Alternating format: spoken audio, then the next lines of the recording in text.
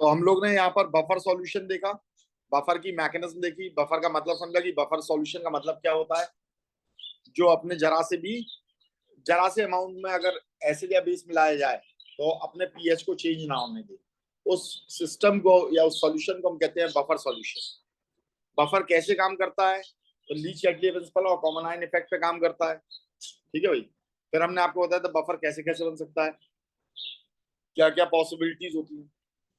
अब हम बात करेंगे बफर सॉल्यूशन के पीएच के निकालने को, कैसे निकाला जाता है। ठीक है, तो हम यहाँ लिख रहे हैं हेडिंग पीएच ऑफ बफर। तो इसके लिए सबसे पहले हमें एक बफर सॉल्यूशन की जरूरत पड़ेगी, तो उसे बना लेते हैं। CH3COOH, ये देगा आपका CH3COO नेगेटिव और H पॉजिटिव। साथ में एक सॉल्ट डालना पड़ेगा, वीक एसिड और स्ट्रॉन्ग बेस का, जो आपका देगा CH3COO नेगेटिव और Na पॉजिटिव। अब देखो पीएच हमें बफर सॉल्यूशन का निकालना है, एसिडिक बफर का। ठीक है, तो यहां पर हम यूज कर रहे हैं एसिडिक बफर। ठीक है, अब इसमें आपको मालूम है कि रिवर्सिबल रिएक्शन किसकी हो रही है, ऊपर वाली की हो रही है, यानी एसिटिक एसिड की हो रही है, सॉल्ट की तो नहीं हो रही है भाई। ठीक है, तो सॉल्ट के लिए हम लोग क्या करते हैं, क्योंकि यहाँ रिवर्सिबल रिएक्शन हो रही है तो यहाँ इक्विलिब्रियम होगा, और इक्विलिब्रियम होगा तो इक्विलिब्रियम कांस्टेंट लिखना पड़ेगा हमें। ठीक है, किसका, एसिड का। तो हम उसे क्या बोलेंगे, के, और इसके लिए क्या लिखेंगे हम, CH3COO नेगेटिव का कंसंट्रेशन H प्लस का कंसंट्रेशन अपॉन CH3COH का कंसंट्रेशन। ठीक है भाई। अब अगर हम यहाँ पर H प्लस का कंसंट्रेशन निकालें तो वो कैसे निकलेगा, तो वो निकलेगा कि Ka इंटू CH3COH का कंसंट्रेशन अपॉन CH3COO नेगेटिव का कंसंट्रेशन। क्या ये बात समझ में आ गई है सभी को भाई? इसे सिंपली यहीं तो ले गए और इसे नीचे ले आए, तो ये H प्लस का निकल आया, है ना।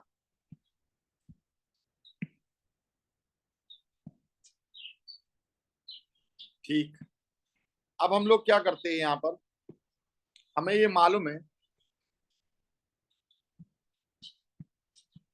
कि पीएच को कैसे निकाला जाता है।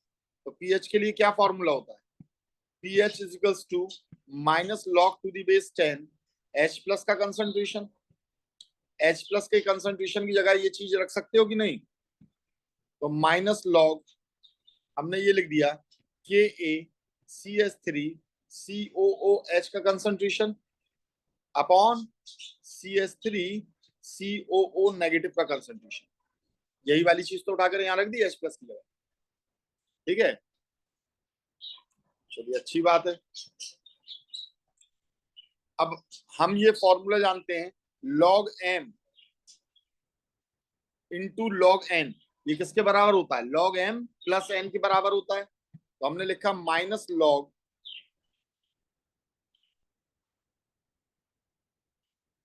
के ए प्लस लॉग CH3COOH का कंसंट्रेशन अपॉन CH3COO नेगेटिव का कंसंट्रेशन।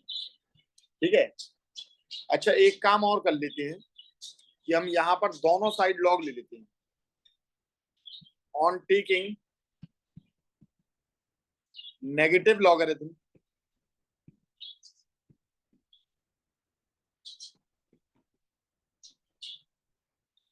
ऑन बोथ साइड, तो इधर भी नेगेटिव लॉगरिथम ले लोगे तो क्या हो जाएगा, देखो मैंने आपको बताया था, क्या बताया था, minus log to the base 10 H plus का अगर कंसंट्रेशन तो इतने पोर्शन को हम क्या बोलते थे, P, और ये H का प्लस का कंसंट्रेशन है तो pH, minus log to the base 10 OH अगर इधर लिखते हैं तो इसे क्या लिखते थे, POH लिखते थे कि नहीं, और minus log to the base 10 अगर हम यहाँ पर के ए लिखते हैं या के डब्ल्यू लिखते हैं तो हम इसे क्या लिखते थे, पी के डब्ल्यू। तो जस्ट इसका उल्टा, पीएच की जगह ये वैल्यू भी तो लिख सकते हो कि नहीं लिख सकते हो। तो हमने इसे यहां लिख दिया -log⁻10 H प्लस का कंसंट्रेशन। कोई प्रॉब्लम इसमें? ठीक है। अब क्या करेंगे हम, माइनस का मल्टीप्लाई कर देंगे इस पूरी इक्वेशन में। तो -log के ए -log CH3COOH का कंसंट्रेशन अपॉन CH3COO नेगेटिव का कंसंट्रेशन। ठीक है भाई,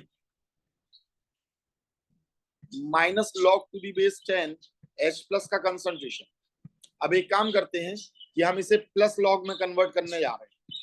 इसे तो वैसे ही रखते हैं log⁻10 के ए, ये हो गया +log⁻10 CH3COO नेगेटिव का कंसंट्रेशन। भाई ये वाला जो नेगेटिव था ये ऊपर पहुंच जाएगा, प्लस में कन्वर्ट करेंगे, और ये नीचे आ जाएगा CH3COOH यानी एसिड का कंसंट्रेशन। ठीक है, अब हमें ये मालूम है CH3COO नेगेटिव हमें बफर में किससे मिल रहा है, CH3COO Na से तो मिल रहा है। कॉन्जुगेट बेस चाहिए तो वो सॉल्ट से तो मिलेगा। तो यानी जितना इसका अमाउंट है उतना ही तो इसका अमाउंट हो जाएगा। ये लगभग क्या होगा, इक्विवेलेंट हो गए।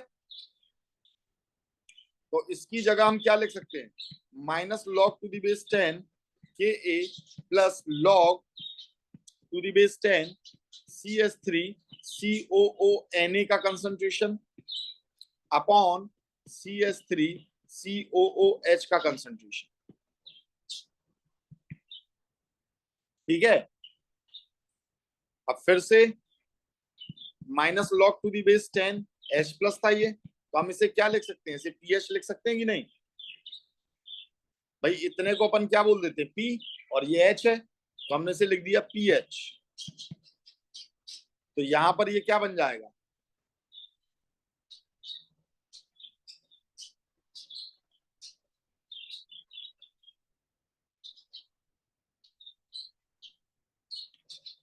आ,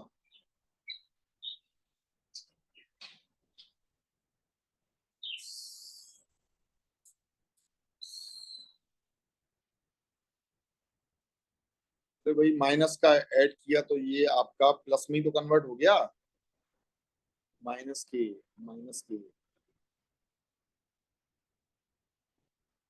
तो आप इतनी चीज को आप क्या बोल दोगे, पी बोल दोगे। तो ये क्या बन गया, पी के ए और प्लस log⁻10 CH3COO Na यानी सॉल्ट का कंसंट्रेशन अपॉन एसिड का कंसंट्रेशन। बन गया कि नहीं। अब फाइनली अपन इसे लिखने जा रहे हैं pH equals to p K a plus log⁻10, इसे हम सॉल्ट लिख सकते हैं, सॉल्ट का कंसंट्रेशन अपॉन एसिड का कंसंट्रेशन। ये लिख सकते हैं कि नहीं। ठीक है, तो अब आपकी ये पूरी इक्वेशन यहां पर बन गई, ये बन गई इक्वेशन। और ये इक्वेशन किसके लिए बनी है, फॉर द एसिडिक बफर। किसके लिए बनी है, एसिडिक बफर के लिए। पीएच निकालने की इक्वेशन होगी। तो बेसिक बफर निकालने के लिए पीएच की क्या हो जाएगी इक्वेशन, पीएच इजिकल्स टू, सबसे पहले तो पी के बी हो जाएगा, बेसिक बफर है ये आपका। समझ में आ गई ये बात। ये आपका क्या चल रहा था, यहाँ बेस के लिए निकालोगे तो इसे क्या बोलोगे, के बी बोलोगे, है ना। इक्विलिब्रियम कांस्टेंट निकालोगे तो के बी बोलोगे, तो पी के बी और प्लस log⁻10 सॉल्ट का कंसंट्रेशन अपॉन बेस का कंसंट्रेशन।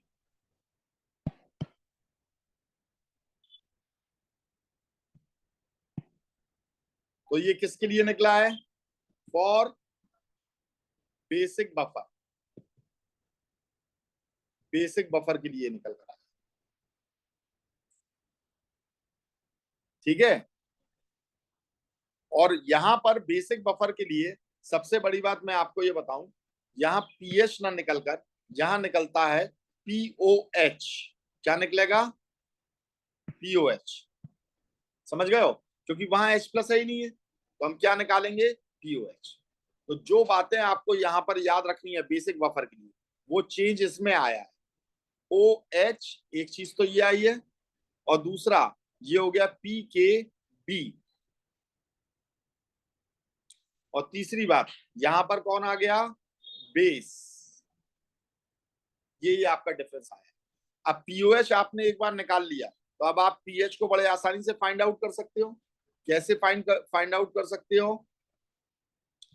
आपने लिखा पी के डब्ल्यू किसके बराबर हो जाता है? पीएच प्लस पीओएच के बराबर। पी के डब्ल्यू की वैल्यू क्या होती है? 25 डिग्री सेंटीग्रेड टेम्परेचर पर इसकी वैल्यू 14 होती है। अब जितना भी पीओएच निकलेगा उसे यहां रखा, 14 में से माइनस किया, तो आपका बाकी बचा हुआ क्या आ जाएगा? पीएच आ जाएगा।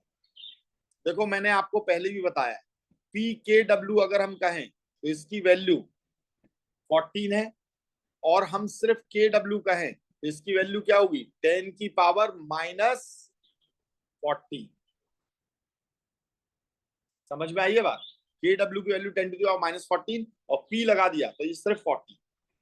माइनस पावर पे जो भी चढ़ता है वो नीचे उतर आता है। ठीक है। जब सॉल्ट का, यहां पर एक पॉइंट याद रखना, when concentration of salt becomes equal to concentration of acid और base, एसिड और बेस के कंसंट्रेशन के बराबर हो जाता है, तो याद रखिएगा पीएच या पीओएच की वैल्यू के ए या के बी के बराबर हो जाती है। के और पीओएच की वैल्यू किसके बराबर हो जाएगी? के बी के बराबर। ठीक है। पी के बी के, सॉरी, पी के बी के बराबर हो जाएगी। अब इस पर करते हैं अपन एक क्वेश्चन, तो ये ज्यादा अच्छे से चीजें समझ में आ जाएंगी। फाइंड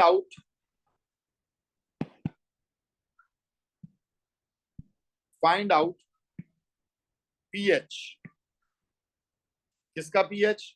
जब आपको दिया है 100 ml M/10 CH3COH acetic acid and 100 ml of M/20 NaOH are mixed, इन्हें मिक्स कर दिया, और वो कहते हैं डिसोसिएशन कांस्टेंट ऑफ एसिड की value 10 to the power minus 5 है। वो के ना लिखकर ऐसे लिखेंगे dissociation constant of an acid 10 to the power minus 5 है। अब आपको पीएच फाइंड आउट करना है, कर सकते हैं क्या? तो हमने पीएच किस किस का निकालना सीखा? एसिड का निकालना सीखा, फिर हमने किसका निकालना सीखा? बेस का निकालना सीखा, फिर हमने किसका निकालना सीखा है? सॉल्ट्स का। और अब हम आ गए बफर पर। तो देखो यहां तो हमें एसिड दिया हुआ है, क्या हम एसिड का पीएच अलग निकालें और बेस का पीएच अलग निकालें क्या? किसका निकालें? तो देखो दोनों को एक दूसरे में मिक्स कर रहे हो, और यहां पर आपको अपने आप ही मालूम चल रहा है कि बफर बन सकता है कि नहीं। बिल्कुल बन सकता है, लेकिन बफर तभी बन सकता है जब एसिड ज्यादा अमाउंट में, एसिड ज्यादा अमाउंट में, तभी आपका बफर का फॉर्मेशन हो सकता है, वरना बफर का फॉर्मेशन नहीं होगा। ठीक है। और अगर बफर का फॉर्मेशन हो गया तो फिर आप बफर की पीएच का फॉर्मूला यहां पर लगाओगे। ठीक है। तो हमें कैसे पता चलेगा? तो देखो सबसे पहले हम क्या जानते हैं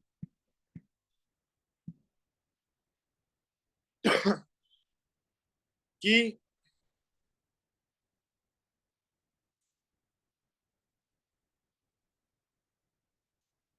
हमें दिया हुआ है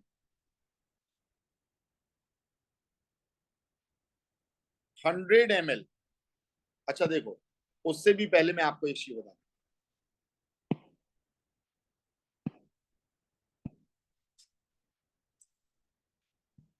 बफर यहां बन सकता है, और जब बफर यहां बन सकता है तो सबसे पहले बफर का फॉर्मूला लगा लीजिए। तो बफर का फॉर्मूला क्या है बेटा? एसिडिक बफर है ये, और एसिडिक बफर है तो pH is equals to pKa plus log salt का कंसंट्रेशन अपॉन एसिड का कंसंट्रेशन, ये फॉर्मूला लगेगा। अब के की वैल्यू तो हमें दे रखी है, के की वैल्यू तो हमें दे रखी है, ठीक है, लेकिन हमें सॉल्ट का कंसंट्रेशन और एसिड का कंसंट्रेशन तो नहीं दे रखा है, या दे रखा है? बिल्कुल दे रखा है हमें, m/10, और ये कितना है, m/2। ये तो सिर्फ इसकी मोलैरिटी दी है। कंसंट्रेशन का मतलब क्या होता है?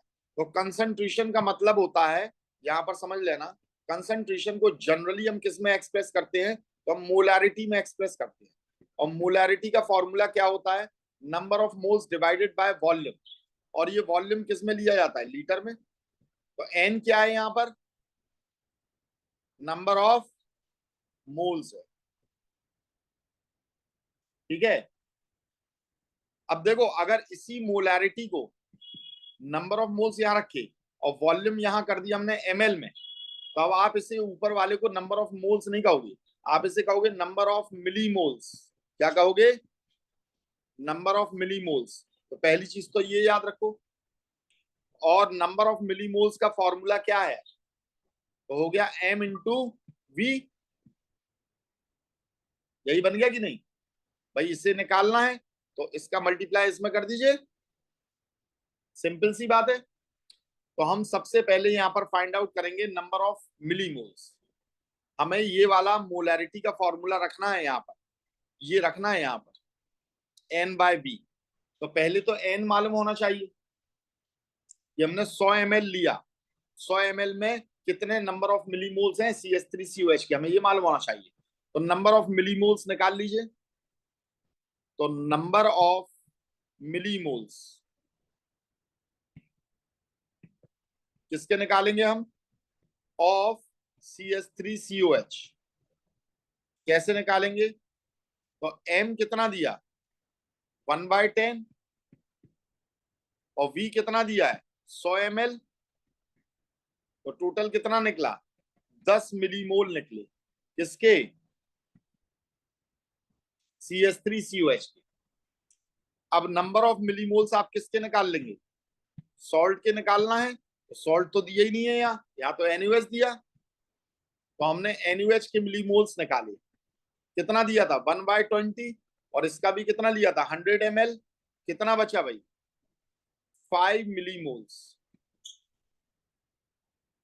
ठीक है। अब हमें बफर बनाना भी तो पड़ेगा, तो बफर बनाने के लिए बाकायदा हमारी इक्वेशन क्या होगी? ये दोनों की रिएक्शन कराएंगे, CH3COH प्लस NaOH, और ये मिलकर क्या बनाएगा? सॉल्ट बनाएगा। कौन सा? CH3COONA, और साथ में क्या बनेगा? H2O। अब ये पूरी बैलेंस्ड इक्वेशन है। क्या है? एक H एक OH के साथ में मिलता है, एक H2O बना लेता है, तो एक Na इसके साथ जाकर लग जाता है। तो देखो, बैलेंस्ड इक्वेशन में हम जानते हैं इसके एक मॉलिक्यूल के लिए हमें इसके एक मॉलिक्यूल की जरूरत पड़ेगी, और ये दोनों खत्म हो जाएंगे तो इसका एक मॉलिक्यूल बनेगा। तो हमें मालूम है एसिटिक एसिड के हमने कितने मिलीमोल्स ले लिए? 10। 10 क्या ले लिए हमने? मिलीमोल्स। एन, ये हमने 10 ले लिए, और इसके मिलीमोल्स कितने हैं? 5 मिलीमोल्स हैं।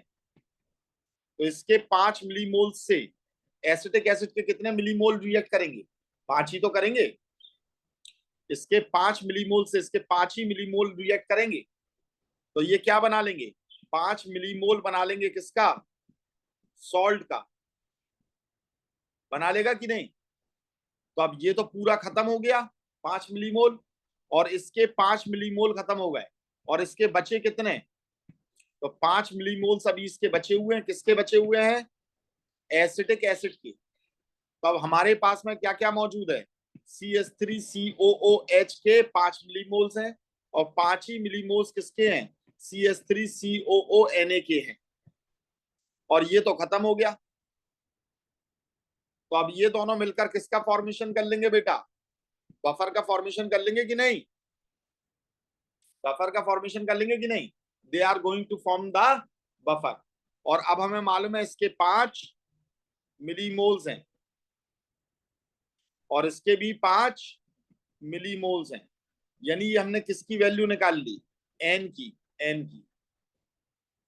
ठीक है, अब फॉर्मूला क्या था हमारा? PH is equals to p K a plus log to the base 10 salt का कंसंट्रेशन अपॉन एसिड का कंसंट्रेशन।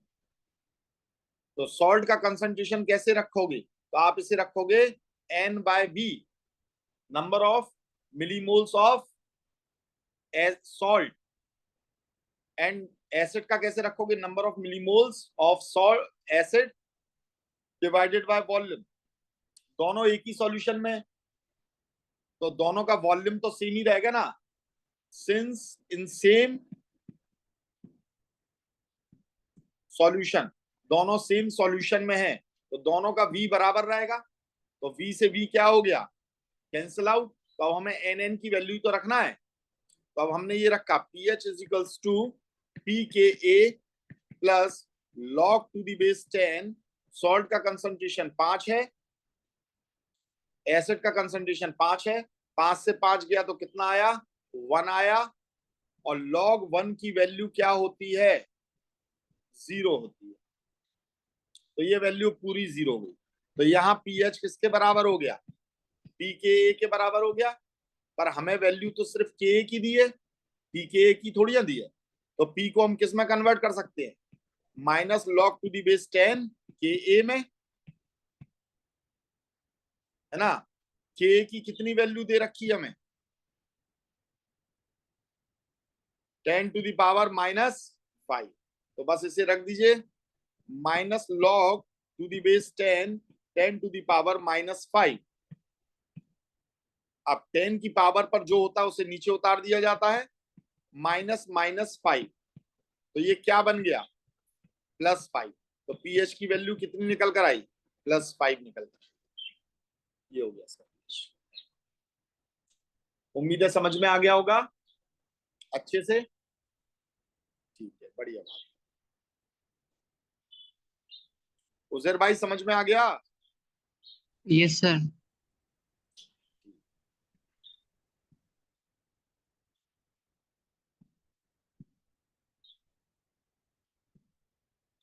तो अब इसके दम से आप न्यूमेरिकल लगा लीजिएगा बहुत अच्छे से, ठीक है ना। खूब सारे न्यूमेरिकल्स इसके लगा लीजिए।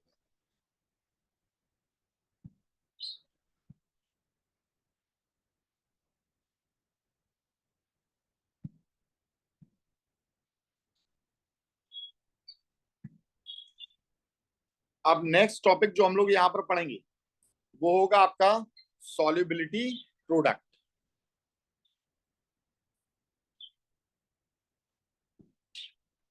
ठीक है, जो नेक्स्ट टॉपिक हम लोग यहाँ पर पढ़ने जा रहे हैं वो है solubility product.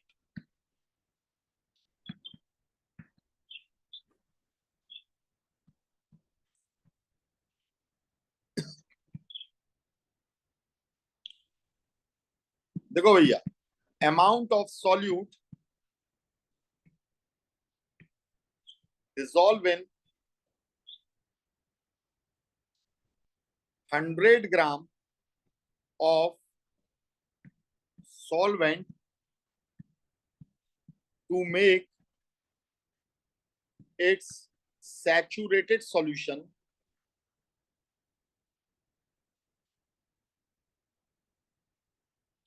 is termed as solubility of that solute at a fixed temperature।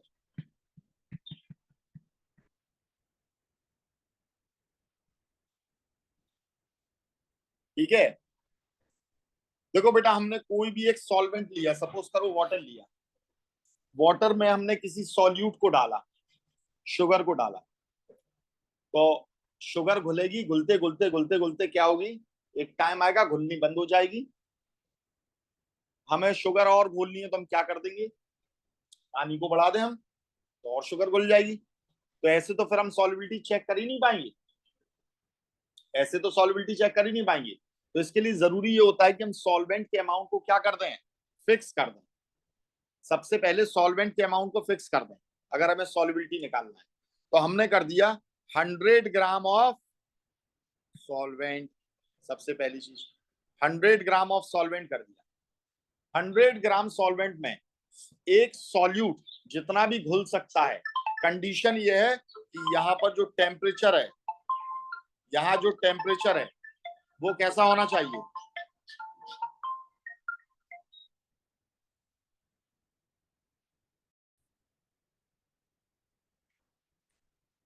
तो 100 ग्राम सॉल्वेंट लेना है और इसमें जितना भी सॉल्यूट डालोगे, डिसॉल्व करोगे, और उसके बाद में सॉल्यूट डिसॉल्व होना बंद कर देगी, तो आपका क्या बन गया, एक सैचुरेटेड सॉल्यूशन बन गया। तो सैचुरेटेड सॉल्यूशन बनाना जरूरी है, ठीक है ना। तो उसी को हम सॉल्युबिलिटी कहते हैं एट फिक्स टेम्परेचर, उस फिक्स टेम्परेचर पर। क्योंकि बेटा देखो, आप क्या करते हो, आप टेम्परेचर बढ़ाते हो तो क्या होता है, सॉल्युबिलिटी पे कैसा असर पड़ेगा, बढ़ेगी या घटेगी, क्या होगी, अरे कस के बोलो, डिक्रीज होगी कि इंक्रीज होगी,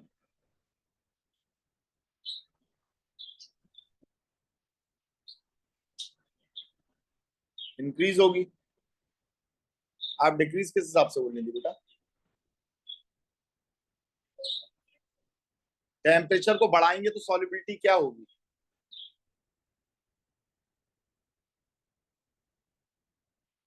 अगर तुम लोग ना पढ़ाई को क्या समझते हो, एक रॉकेट साइंस समझते हो, एक कॉमन सेंस लगाकर भी नहीं बोल सकते हो, ये कॉमन सेंस लगाकर बोल, तो रॉकेट साइंस तो हम बनाएंगे ना उसे।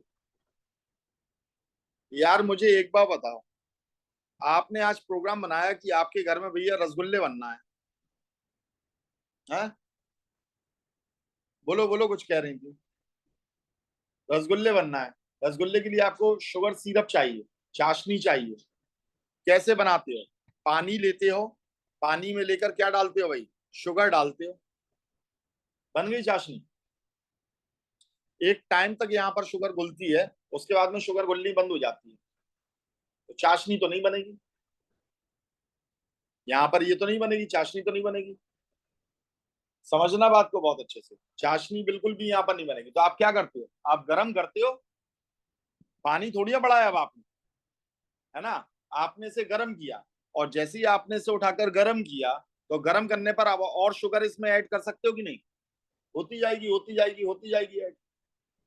तो यानी टेम्परेचर बढ़ाने पर क्या हुआ, सॉल्युबिलिटी बढ़ गई कि नहीं, ठीक है, टेम्परेचर बढ़ाने पर क्या हुआ, सॉल्युबिलिटी इंक्रीज हुई। तो सॉल्युबिलिटी टेम्परेचर के क्या है, डायरेक्टली प्रोपोर्शनल है।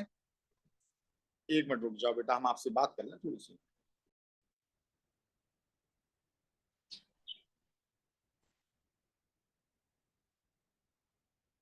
तो हमने क्या किया है, यहाँ पर शुगर को डाला, शुगर एक टाइम तक घुलती रहेगी, उसके बाद नहीं घुलेगी, फिर हम टेम्परेचर को बढ़ा देंगे तो शुगर इसके अंदर घुलना स्टार्ट हो जाएगी, और ज्यादा इसके अंदर शुगर आपकी घुलेगी, डिजोल्व होगी, ठीक है। तो टेम्परेचर बढ़ाने पर यहाँ पर सॉल्युबिलिटी क्या हो गई, इंक्रीज। तो सॉल्युबिलिटी जो रहती है वो टेम्परेचर के डायरेक्टली प्रोपोर्शनल होती है कि नहीं है, टेम्परेचर बढ़ा सॉल्युबिलिटी बढ़ जाएगी। पर नहीं, ऐसा नहीं होता है। अब समझो, इसी चैप्टर में हमने पढ़ा था ली चैटिया प्रिंसिपल। ली चैटिया प्रिंसिपल ये कहता है कि अगर कहीं पर एक इक्विलिब्रियम वाली रिएक्शन चल रही है ए प्लस बी, और ये क्या बना रहा है, सी का फॉर्मेशन कर रहा है, तो ये फॉरवर्ड डायरेक्शन है और ये क्या है, बैकवर्ड डायरेक्शन है। अगर रिएक्शन यहाँ एक्सोथर्मिक है, अगर रिएक्शन यहाँ एक्सोथर्मिक है, तो इस साइड में बैकवर्ड में वो पक्कों में एंडोथर्मिक होगी, याद रखिएगा। ये क्या होगी, एक्सोथर्मिक में हीट निकलती है और एंडोथर्मिक में हीट आती है, ठीक है। एक्सोथर्मिक और एंडोथर्मिक को कैसे जानते हैं हम, डेल्टा एच की वैल्यू नेगेटिव होती है किसके लिए, एक्सोथर्मिक, जहां हीट रिलीज होती है, ठीक है। और एंडोथर्मिक के लिए, एंडोथर्मिक के लिए डेल्टा एच की वैल्यू होती है पॉजिटिव, जहां वो हीट लेता है सिस्टम। थर्मोडायनेमिक्स में मैंने आपको बताया था, अब देखो, ली चैटलियर प्रिंसिपल ने क्या बताया था, उसने ये बताया था कि अगर रिएक्शन इक्विलिब्रियम में, तो अगर आप उसके इक्विलिब्रियम को डिस्टर्ब करते हो किसी भी फैक्टर से, प्रेशर से, कंसंट्रेशन से, ठीक है, अगर इससे आप उसे डिस्टर्ब करते हो तो इक्विलिब्रियम उस डायरेक्शन में जाता है जहां पे उस डिस्टर्बेंस को नेग्लिजिबल कर दे या जीरो कर दे, कम से कम कर दे या जीरो कर दे। तो आपने सपोज करो यहां पर क्या बढ़ाया भाई, टेम्परेचर बढ़ाया, तो रिएक्शन उस डायरेक्शन में जाएगी जहां टेम्परेचर कंज्यूम होगा, और कंज्यूम किस डायरेक्शन में हो रहा है, फॉरवर्ड या फॉरवर्ड। बैकवर्ड? बेटा बैकवर्ड में हो रहा है। देखो ना, ये एंडोथर्मिक है, इस साइड में बैकवर्ड में जाने पर ये क्या हो रही है, एंडोथर्मिक। एंडोथर्मिक यानी हीट ले रही है, और इस साइड में ये एक्सोथर्मिक है, हीट निकाल रही है। तो आपने टेम्परेचर दिया तो कंज्यूम कहाँ होगा, बैकवर्ड में जाने पर, तो ये रिएक्शन कहाँ जाएगी, बैकवर्ड डायरेक्शन में। अगर हम टेम्परेचर को इंक्रीज करते हैं तो ये रिएक्शन बैकवर्ड डायरेक्शन में जाएगी। समझ में आई है बात, नहीं आई है? क्लियर है? तो आप देखना यहां पर एग्जाम्पल, एक्सोथर्मिक रिएक्शन कौन कौन सी होती हैं। तो एक्सोथर्मिक रिएक्शन होती है जैसे लाइम को लाइम चूना, घर में चूना कराते हैं हम, पुताई करते हैं, तो पहले कलई को लेकर आते हैं और उसे गलने के लिए रख देते हैं। गलना मतलब उसे पानी में डिसॉल्व करना है, सॉलिड को तो लेकर घिसोगे नहीं, तो पानी में डिसॉल्व करके रखना है, तो 2-3 दिन पानी के अंदर रखा रहने देते हैं हम उसे, और वो खूब हीट निकालता है चूना, खूब सारी हीट निकलती है कि नहीं। 2-3 दिन में जब वो ठंडा होता है फिर उठाकर आप पुताई करते हो, तो वो खुद हीट निकाल रहा है। तो आप डिसॉल्व करने के लिए क्या ऐसे हीट दोगे, नहीं दोगे भाई, हीट तो वो खुद निकाल रहा है ना, उसे हीट पसंद ही नहीं है। तो आप यहाँ गर्म पानी में डिसॉल्व करोगे कि ठंडे पानी में, कौन से पानी में?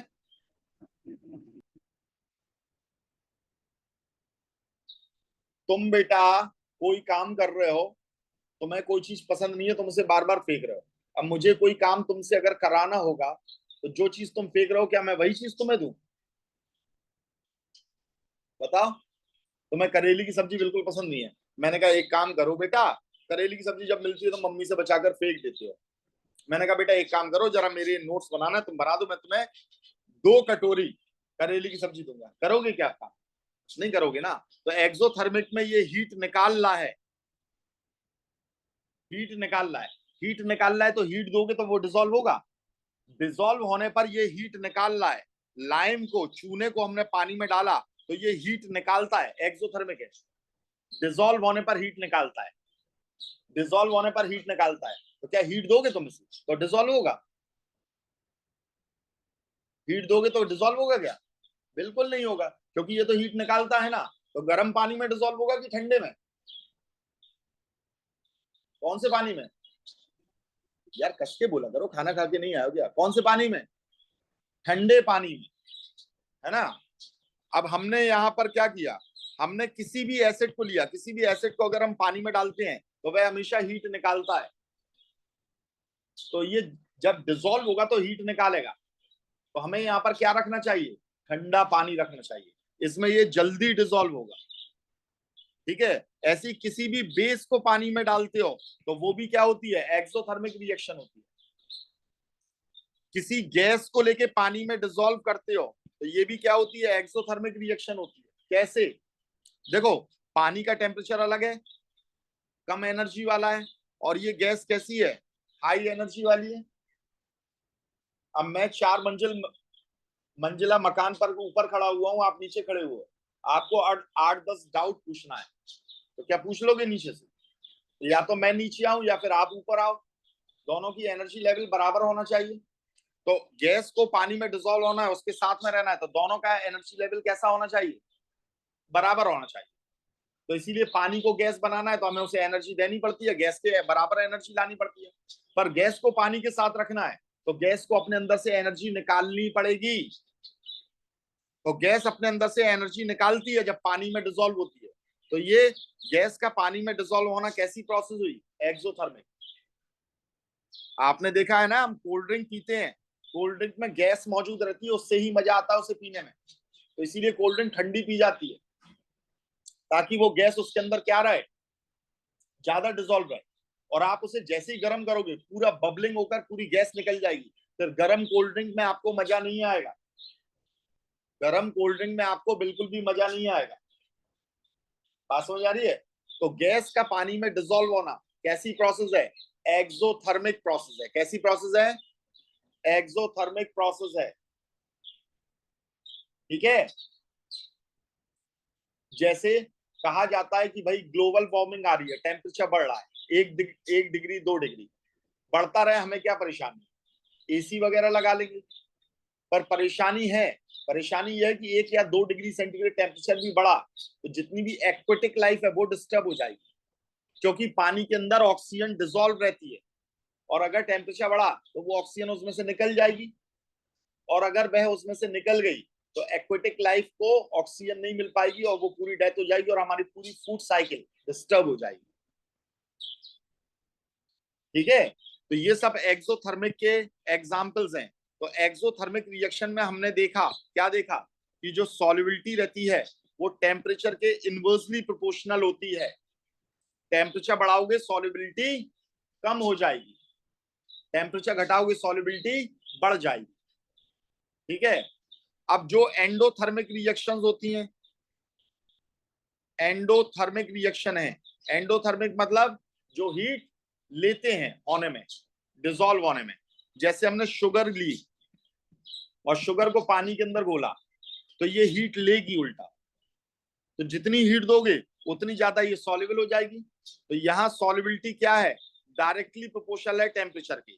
तो सॉल्युबिलिटी डायरेक्टली होती है या इनवर्सली प्रोपोर्शनल होती है, वो इस बात पर डिपेंड करता है कि आपका सॉल्यूशन बनाने की प्रोसेस एक्सोथर्मिक है कि एंडोथर्मिक है। कुछ एक ऐसे सब्सटेंस होते हैं जिनकी सॉल्युबिलिटी पे कोई फर्क ही नहीं पड़ता है। समझना बात को। जैसे अगर मैंने शुगर ली और मुझे 100 ग्राम पानी लिया, उसके अंदर मुझे शुगर घोलनी है, वो कुछ 50 ग्राम घुल जाती है 25 डिग्री सेंटीग्रेड यानी नॉर्मल टेम्परेचर पर। तो अगर मुझे इसमें और घोलनी है 100 ग्राम पानी में, मैं पानी नहीं बढ़ा रहा हूं, तो मैं क्या कर दूं? मैं टेम्परेचर को बढ़ा दूं तो सॉल्युबिलिटी बढ़ जाएगी और शुगर इसके अंदर घुल जाएगी। ठीक है। पर वहीं अगर मुझे किसी एसिड को घोलना है, डिसॉल्व करना है पानी के अंदर, तो अगर मैंने टेम्परेचर बढ़ाया तो सॉल्युबिलिटी उसका उल्टी कम हो जाएगी, सॉल्युबिलिटी कम हो जाएगी। और टेम्परेचर कम कर दूंगा तो सॉल्युबिलिटी बढ़ जाएगी। तो सॉल्युबिलिटी टेम्परेचर पर डिपेंड कर रही है। ठीक है। और कुछ एक सब्सटेंस ऐसे भी होते हैं जिनकी सॉल्युबिलिटी टेम्परेचर पर डिपेंड करती नहीं है, जैसे NaCl, नमक, घर के खाने का जो नमक होता है, इसकी सॉल्युबिलिटी डज नॉट डिपेंड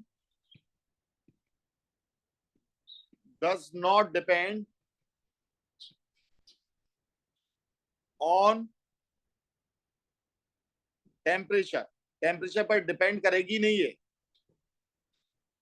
100 ग्राम पानी में जितना नमक घुलना है उतनी नमक घुलेगा। आप चाहे जितना गर्म कर लो, चाहे जितना ठंडा कर लो, उससे कोई भी फर्क नहीं पड़ेगा। जितना घुलना है उतनी का उतना घुलेगा। ठीक है। ऐसे बहुत कम सब्सटेंस होते हैं। तो क्यों डिपेंड नहीं कर रहा है? क्योंकि इसकी जो डिसॉल्विंग की प्रोसेस है, ना तो वो एक्सोथर्मिक है और ना वो एंडोथर्मिक है। ना तो वो हीट निकालती है ना हीट लेती है डिसॉल्व होने। ठीक है। तो उम्मीद है ये बात समझ में आ गई होगी आपको। तो सॉल्युबिलिटी का मतलब क्या है? अभी सॉल्युबिलिटी प्रोडक्ट नहीं समझाया मैंने, अभी सॉल्युबिलिटी समझाई है। किसी फिक्स्ड अमाउंट ऑफ सॉल्वेंट के अंदर, जैसे हम 100 ग्राम बोल रहे हैं, 100 ग्राम सॉल्वेंट के अंदर जितना भी सॉल्यूट डिसॉल्व होता है, उसका सैचुरेटेड सॉल्यूशन बनाने के लिए, क्या बनाने के लिए? सैचुरेटेड का मतलब क्या होता है? जिसमें वो फर्दर और डिसॉल्व ना हो सके। 3 टाइप के सॉल्यूशन होते हैं कंसंट्रेशन के बेसिस पर: unsaturated solution, saturated solution and super saturated solution. ठीक है। तो जितना भी अमाउंट सॉल्यूट का डिसॉल्व होगा, जितना भी अमाउंट सॉल्यूट का डिसॉल्व होगा 100 ग्राम सॉल्वेंट के अंदर, उसी को हम उस सॉल्यूट की सॉल्युबिलिटी कहेंगे उस टेम्परेचर पर। ठीक है। अब saturated, unsaturated, super saturated solution क्या है, ये हम कल समझेंगे, और कल ही अपन समझेंगे सॉल्युबिलिटी प्रोडक्ट।